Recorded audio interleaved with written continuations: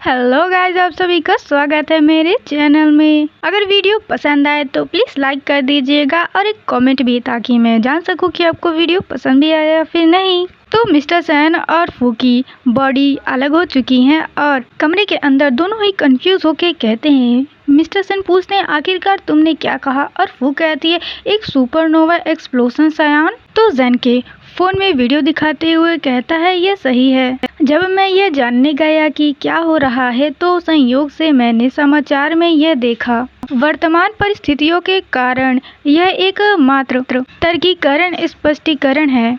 आपके ऊपर जब बिजली गिरी तो उसके धमाके से प्रभावित हुए, जिसके कारण आपके शरीर अलग हो गए।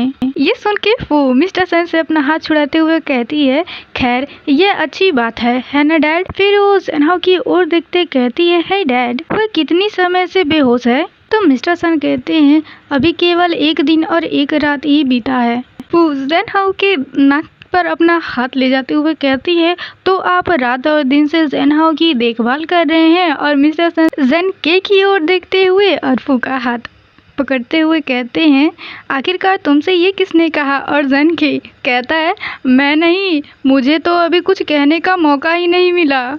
फिर फू कहती है, ये सिर्फ एक अनुमान था डैड, आप थोड़ा आराम क्यों नहीं कर लेते? ये सुन के मिस्टर सेन बहाना बनाते हुए कहते हैं कि मैं अभी थका हुआ नहीं हूँ। ये सुन के फू कहती है, तो फिर कम से कम कुछ खा तो लीजिए। मुझे संदेह है कि आपने अपना खाना भी नहीं खाया होगा, क्या मैं गलत हूँ? ये सुन के मिस्टर सेन कहते हैं, मुझे अभी भूख नहीं लगी है। ये सुन के फू मिस्टर सेन की ओर देखते हुए अपने मन में कहती है, डैड आपको सचमुच जेनहाओ की परवाह है। और इधर ये जेनहाओ बेहोश पड़ा हुआ है, ये नहीं कि उठ के देखे कि मिस्टर सेन उसकी कितनी ज़्यादा परवाह कर रहे हैं। तभी मिस्टर सेन कहते हैं, फू मेरे साथ आओ। तो फू कहती है, क्या हुआ डैड? तो मिस्टर सेन कहते हैं, मैं तुम्हें कुछ बताना चाहता हूँ। ये सुन के फू थोड़ा कंफ्यूज हो जाती है और कहती है, क्या हुआ है? आप अचानक से इतने गंभीर क्यों हो गए? कमरे के बाहर मिस्टर सेन बेंच के ऊपर बैठ के फू से कहते हैं, आखिरकार किसी ने मुझे ये सब बताने की जहमत क्यों नहीं उठाई? ये सुन के फू कहती है, क्या? तो मिस्टर सेन कहते हैं, तुम ये बिल्कुल जानती हो कि मैं किस बारे में बात कर रहा हूँ। ये सुन के फू कुछ देर चुप रहती है, फिर कहती है, यह एक ऐसा निर्णय था जिस पर जेनहाओ और मैं दोनों सहमत थे। ये सुन के मिस्टर सेन कहते हैं, जब तुम दोनों की शादी हुई थी तब भी स्थिति ऐसी ही थी, और अब जब तुम दोनों डिवोर्स ले रहे हो तो स्थिति फिर ऐसी है। फू अब तुम बच्ची नहीं हो, सब कुछ अच्छा नहीं होता। ये सुन के फू कहती है, मैं वो व्यक्ति नहीं हूँ जिसे जेनहाओ पसंद करता है। ये सुन के मिस्टर सेन चौंक कर कहते हैं, क्या? और फू की ओर देखने लगते हैं और झटके से उठ के कहते हैं, आखिरकार तुम क्या बकवास कर रही हो? बेशक तुम ही हो। ये सुन के फू कहती है, नहीं मैं नहीं हूँ डैड, आप तो जानते ही हैं कि वह कौन है। ये सुन के मिस्टर सेन की चेहरे की हवाइयाँ उड़ जाती है। वो कहते, फू तुम किस बारे में बात कर रही हो? फिर वो मिस्टर सेन के करीब आते हुए कहती है, जैसे कि एक्सपेक्टेड था डैड, आपके हाव भाव ने आपकी असलियत पहले ही उजागर कर दी है। फिर वो जाके सीट पे बैठ के कहती है, ओरिजिनली मैंने सोचा था कि जेनहाओ हॉट है, पर मुझे यह उम्मीद नहीं थी कि आप भी ऐसा करेंगे। ये सुन के मिस्टर सेन कहते हैं, चाहे कुछ भी हो, मैं इस फीलिंग को स्वीकार करने से इनकार करता हूँ। तुम्हारे डैड कभी भी ऐसा कुछ नहीं करेंगे जिससे तुमको कोई ठेस पहुँचे। ये सब सुनते हुए फू गंभीर से शक्ल बना रही है और अपने मन ही मन, क्या मेरी एक्टिंग कुछ ज़्यादा ही हो गई है? क्या मैंने अपने डैड को डरा दिया है? वो सब कहने के बाद मिस्टर सेन फू के करीब आने लगते हैं। तभी फू कहती है, डैड मैं आपसे कुछ कहना चाहती हूँ, बस प्लीज़ गुस्सा मत होइएगा। ये सुन के मिस्टर सेन कहता, मैं क्यों होऊंगा? फिर फू कहती है, खैर असल में मुझे जेनहाओ कभी भी इस तरीके का पसंद नहीं था। मैंने उससे शादी करने का फैसला सिर्फ आपको परेशान करने के लिए किया था। ये सुन के मिस्टर सेन कहते हैं, पिस मी ऑफ, यानी कि मुझे गुस्सा दिलाने के लिए? फू कहती है फिर, हाँ आपको गुस्सा दिलाने के लिए। ये सुन के मिस्टर सेन गुस्से से भड़कते हुए कहते हैं, मुझे गुस्सा दिलाने के लिए? सेन फू तुम्हारी हिम्मत कैसे हुई ऐसा करने की? मिस्टर सेन का गुस्सा देख के फू कहती है, आपने कहा था कि आप गुस्सा नहीं होंगे। पर मिस्टर सन अपने मुंह से आग बरसाते हुए कहते हैं, क्या कहीं तुम पागल तो नहीं हो गई हो? क्या शादी को हल्के में लिया जाना चाहिए? क्या तुम्हें पता भी है कि तुम क्या कर रही थी? तुम किसी से भी सिर्फ एक बेवकूफाना कारण के कारण शादी कैसे कर सकती हो? क्या खुशी तुम्हारे लिए कोई मायने नहीं रखती है? एक मजाक है। ये सब सुनने के बाद फू भी भड़कते हुए कहती है, बेशक आप नहीं समझेंगे। जब मैं बच्ची थी आप मुझे मेरे मन का कुछ करने या फिर खाने भी नहीं देते थे। मुझे आपको अपनी हर एक्टिविटी बतानी पड़ती थी। जब मुझे कोई बॉयफ्रेंड मिला तब भी आप उसके बारे में कुछ ना कुछ कहते थे। आपने बहुतों को डरा दिया है।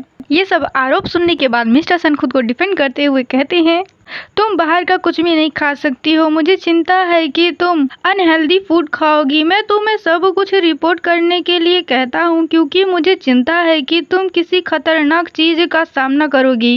इसके अलावा तुम्हारे जितने भी बॉयफ्रेंड रहे हैं उनमें से कोई भी तुम्हारे लिए अच्छा नहीं रहा है। अगर तुम अकेली रहती तो ये सब कुछ नहीं होता। ये सब सुन के फू चिढ़ रही होती है। आपके पास एक डैड है, कौन सी बेटी ऐसा करती है? बिल्कुल अस्वीकार्य। आपके पास मेरी अनुमति नहीं है।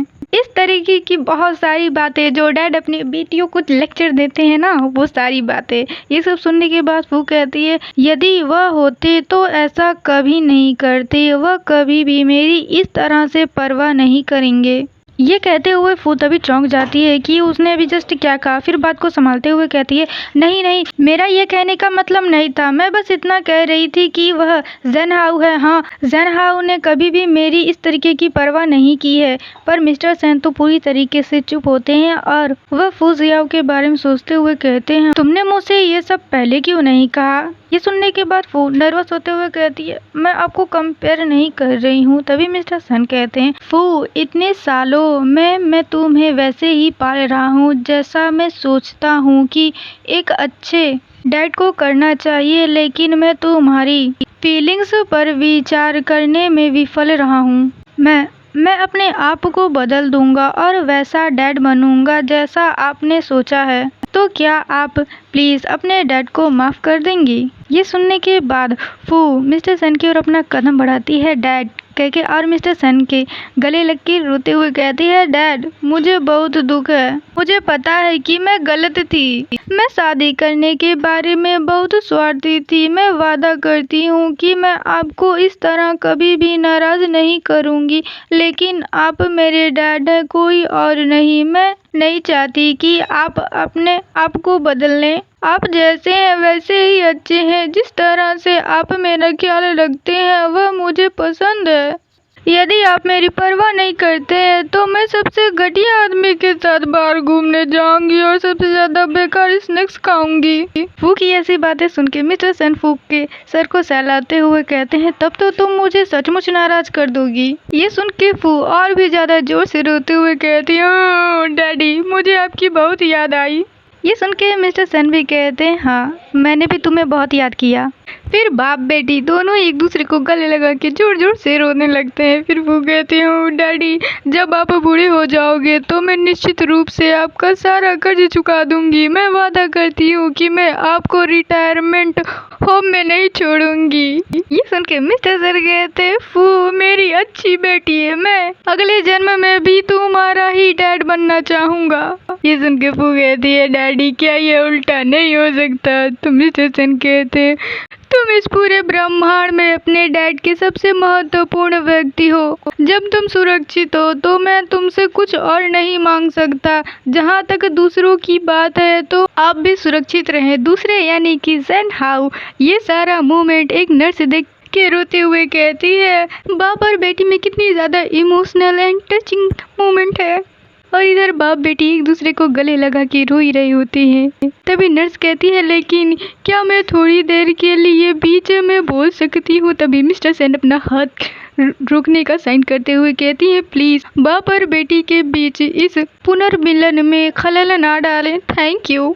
ये सुन के नर्स थोड़ा सा खुश होकर बताती है, वैसे मिस्टर ज़ेनहाउ जाग गए हैं। ये सुन के मिस्टर सन झटके से खड़े होकर कहते हैं, जब ये सब कुछ हुआ तो आपने मुझे पहले क्यों नहीं बताया? तो नर्स कहती हैं, आप तब। फिर मिस्टर सन ज़ेनहाउ का नाम लेके इतनी ज्यादा जोर से भागते हैं कि ज़ेनहाउ कहीं और ही भाग जाएगा। नर्स कहती है, प्लीज आप हॉल में मत दौड़िए। और बेचारी फू को अबैंडन कर दिया है मिस्टर सन ने। वो कहती है, डैड क्या आपने अभी कुछ देर पहले तक ये नहीं कहा था कि मैं सबसे महत्वपूर्ण हूँ? नहीं फू, तुम्हारे साथ साथ जनहव भी तो है।